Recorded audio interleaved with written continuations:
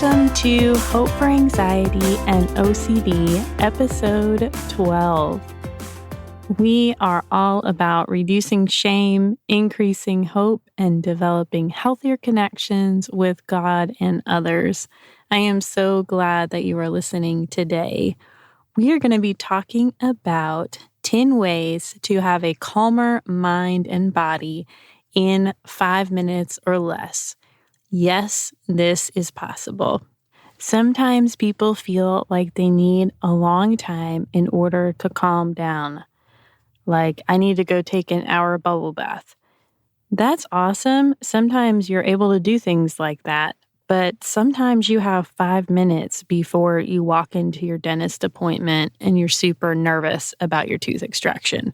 You don't always have a lot of time to relax. So I want to teach you some quick, relatively easy to implement ideas also that you can do anywhere. You don't need any special equipment for these.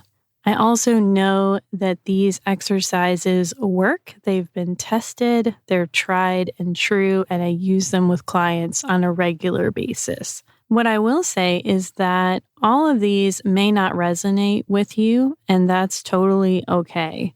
If you can find one or two that you really resonate with and feel confident in being able to utilize, practice those. The more that you're able to utilize these strategies when you don't need them, the more likely you're able to have that in mind or online when you actually do need them. You're going to want to connect with these exercises in a whole body experience type of way. What I mean by that is mentally, emotionally, and physically. Too many times we just try to change how we think about something. We do this in the church all the time, and it drives me a little bit batty because people are like, okay, well, you believe God doesn't love you. I mean, the scripture says he does, so just change that in your brain and move forward. It's a lot more complicated than that. We're not just one-dimensional. And if we just try to change our thinking, we haven't tapped into the other God-given aspects of ourselves. Occasionally, one of these activities may take you to a negative place. So if for any reason it does, just tap out and use a different one. So 10 ways to have a calmer mind and body in 5 minutes or less. Number 1, acknowledging the presence of God or Jesus. This may or may not be helpful for you depending on your view of God right now and how you feel about him. Or you may be experiencing obsessions that get in the way with this activity. Oftentimes, if people have a hard time connecting to God, they can connect to Jesus. And I believe the reason for this is because we know that Jesus experienced the same struggles on earth in relationships that we experience. Things like rejection, betrayal, temptation. And he had all access and authority in the spiritual realm, yet at the same time, he fully understood what it was like to be human. We know from a logical place that God is always with us. In Matthew 28:20, Jesus said, "And surely I am with you always to the very end of the age." What does that mean for you right now?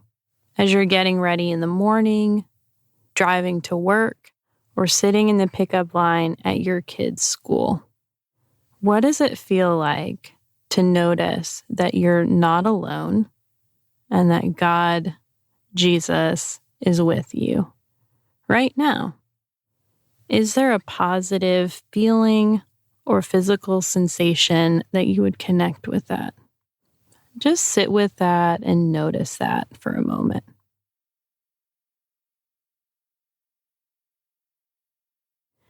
Number 2, gratitude.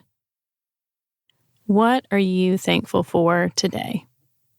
Now, I want you to stay away from generics. Don't just say, I'm thankful for my spouse, or I'm thankful for my parents or my kids. See if you can make that specific. So today, I'm thankful that my spouse jumps in and helps around the house as needed. You might say, I'm thankful that I get to watch my kids excel in a particular area, like music or sports. What is something that you're thankful for that happened today? Maybe you'd say, I'm thankful that I didn't get stuck in traffic when I had to make a long drive. Or, I'm thankful that I got to have a conversation with a good friend. Developing a regular gratitude practice will change your life. Even if you take a few minutes a day to jot on a calendar something very specific that you're thankful for that day. I did this during a very sad and dark period of my life, and it really helped me get a different perspective. Number 3, spending time with an animal, or if you can't do that, at least thinking about them. Of course, if you have an animal at home, you can interact with them. I talk to my cats all the time, and there's absolutely nothing wrong with that. If you don't have animals, you can watch baby animal videos on YouTube or funny animal videos, and that can get you in a different headspace as well. I've found that even when clients don't have an animal in session, they can bring up how their animal makes them feel. So think about what it's like when your dog is right next to you. What does it feel like to stroke his fur? What kind of funny things does your dog do that really make you laugh? And as you think about your dog, how do you feel? And how does that make your body feel?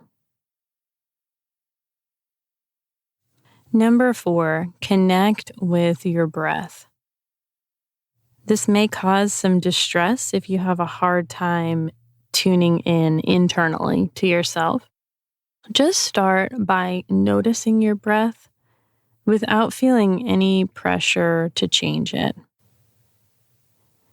And then after a little bit of time, see if you can make a shift in how you're breathing.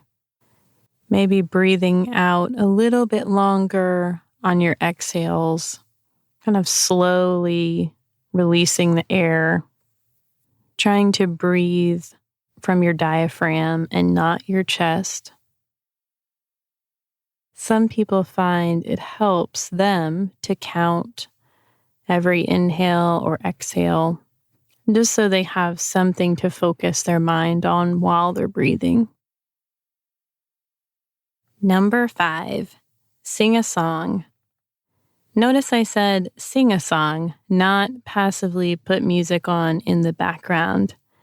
As we learned from Tim Ringold in episode 6, who talked about using music to help manage anxiety, it's better if you engage with the music in some way, such as singing along, tapping to the beat, or even singing in your head works as well. So if you're in a crowd, you could just sing the lyrics in your head instead of out loud. This brings you into the present moment as you're focusing and engaging with that music. Find a favorite song that puts you in a good mood every time that you listen to it. Number 6, think about the most loving and supportive person in your life. You want to pick someone that you're not in conflict with currently. Think about something they've done recently to show you that they loved you. How do they make you feel when you're around them? Just what is it like to be in their presence? Just see if you can receive some love from them as you bring them to mind. Number 7, think about the absolute worst case scenario. I know this sounds counterintuitive because you may think that you think about the worst case scenario all the time. But now I want you to play it all the way out to the end. Let me give you an example. I've had several people be concerned about losing their job. So I will say something like, okay, so if you lose your job, then what? Well, then I'd be unemployed. Okay, and then what? Well, I'd have to go out and send out a lot of resumes and look for another job. And what if I don't get a job right away? I might not be able to pay my bills. Okay. And what would happen if you couldn't pay your bills? Well, I would end up moving in with my mother, who I have a hard time getting along with. And then what? Well, mom would just drive me absolutely insane and I couldn't live with her anymore. And I don't know, I might end up on the streets. As that scenario gets played out, either one of two things will happen. Either it will start to sound really ridiculous, like something that may have a very low likelihood of happening, or you may get to the end and say, well, if that did happen, it'd be pretty rough. I wouldn't like it at all, but I think I could make it. I could manage it and get through. Number 8, find the calmest part of your body. Usually when I ask people to do this, they look at me really strangely because people aren't used to finding the calmest part of their body. They're used to finding the most distressed part of their body.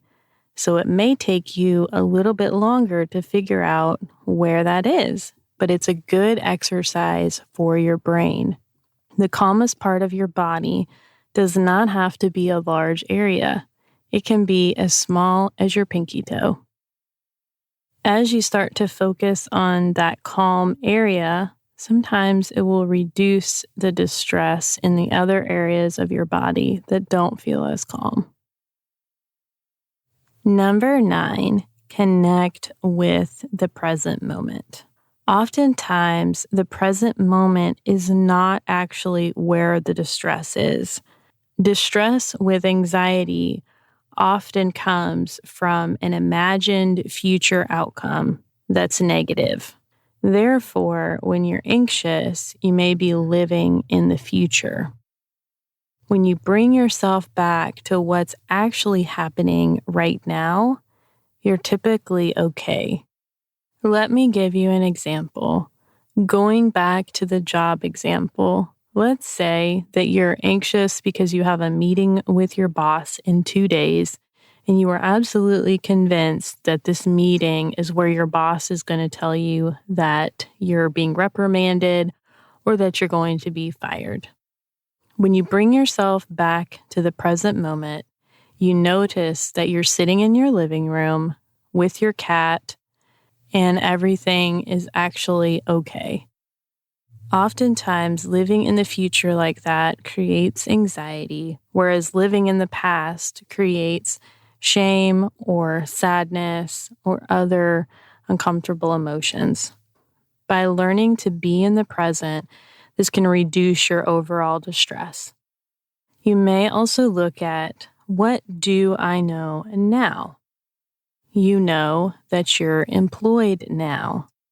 You know that you're doing the best that you can at your job. You know that God is going to take care of you and provide for your needs. You know that if you did get fired, it may take you a little while, but you're going to eventually be able to get another job.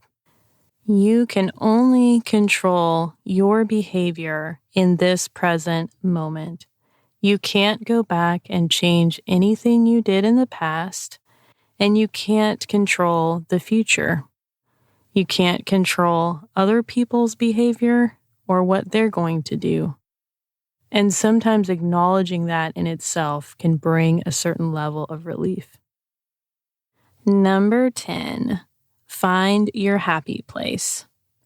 This could be a place that you go to all the time, or it could be a place that you enjoyed on vacation. The place itself doesn't really matter as long as you can connect positive sensory experiences to it.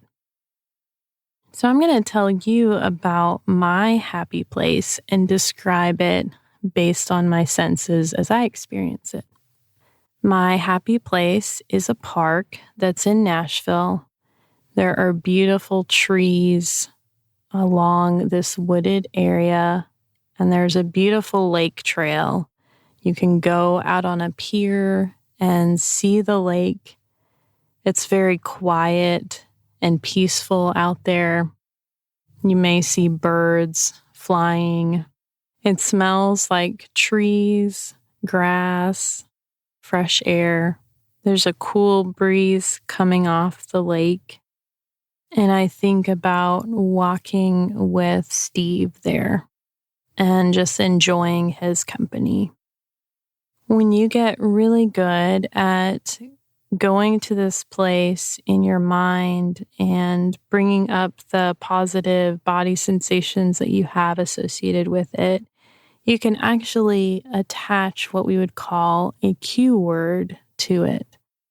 So this word is going to help prompt you to think of this place. Your word could be anything associated with that place or how it makes you feel.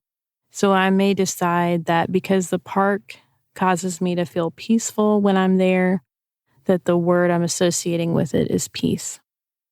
I hope that you found the 10 ways to have a calmer mind and body in 5 minutes or less helpful to you. And I wanted to give you a secret on how you can get number 11. If you go to hopeforanxietyandocd.com and subscribe to our newsletter, I try to send out about 1 email a week so we will not bombard you.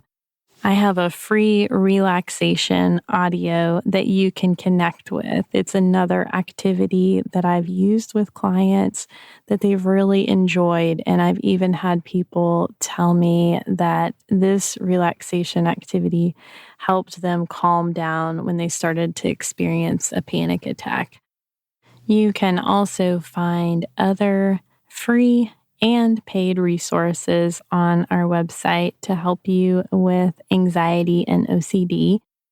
I want to tell you about some of our future episodes that I am so excited about. We are going to be talking with a marriage and family therapist about how to help your anxious spouse. I'm also going to be interviewing an author who's a Christian to talk with her about her book on mindfulness.